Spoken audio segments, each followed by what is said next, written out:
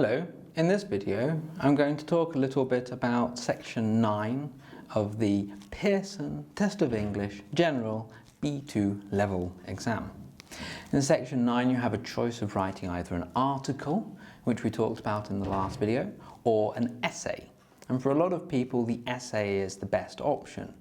The essay doesn't have to be quite as entertaining as an article. It just has to be informative. And sometimes it's a bit easier to stick with what you know and just write something full of information. The target reader is not the same as for an article. The target reader for an essay is somebody who has to read the essay. It's their job. Basically, it's me. It's the teacher.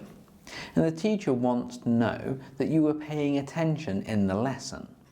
To show that you were paying attention in the lesson, you want to have lots of information in your essay, because then the teacher will sit there going, look at me, I'm a good teacher. All of my students are able to say the same things I said.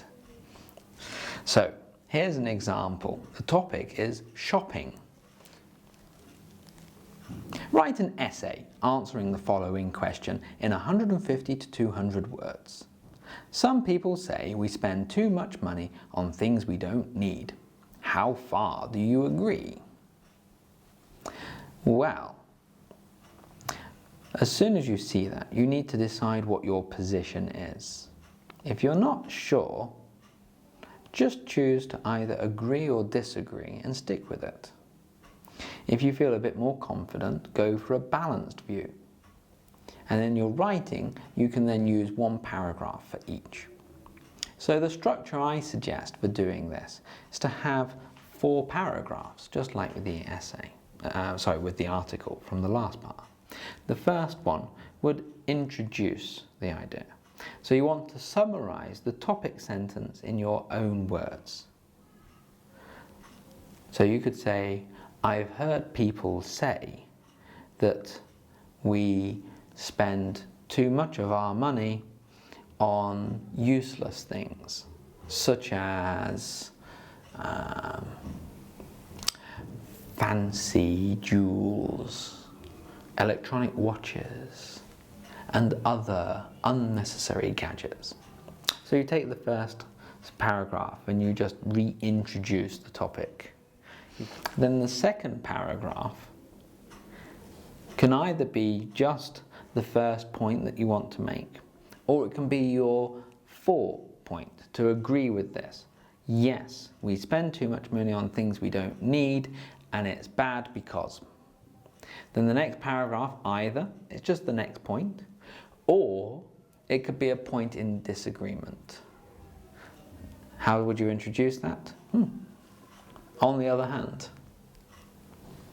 And then finally at the end, you have a nice summary sentence in closing. Maybe you could say, there are many different opinions about this subject, and it's clear from how much time people spend arguing about it that we will never reach a conclusion. Something along those lines. In fact, that could work in a lot of different essays. It's a very general statement. So, the writing of an essay then is quite difficult in that you have to think of the ideas yourself. They're not really given to you. But the best thing to do is just to use the first things that come to mind. They don't have to be that imaginative or creative. The English that you use to express them is what the Pearson examiners are looking at, not so much the quality of the ideas themselves. So use that to your advantage in the exam. Okay, and that's really it for the writing. Remember the assessment criteria that we looked at in a previous video. Remember to use your head and not your heart for thinking about the questions and approaching the task. Always remember the target reader. Show your teacher that you've been paying attention and use that in writing it. You can even say, our teacher, a very handsome and desirable young man, for example, often says that we spend too much money on things we don't need instead of more English lessons. There you go. That's one idea for you. Okay, well, hopefully that will help you prepare for this and the other parts of the PTE, and good luck.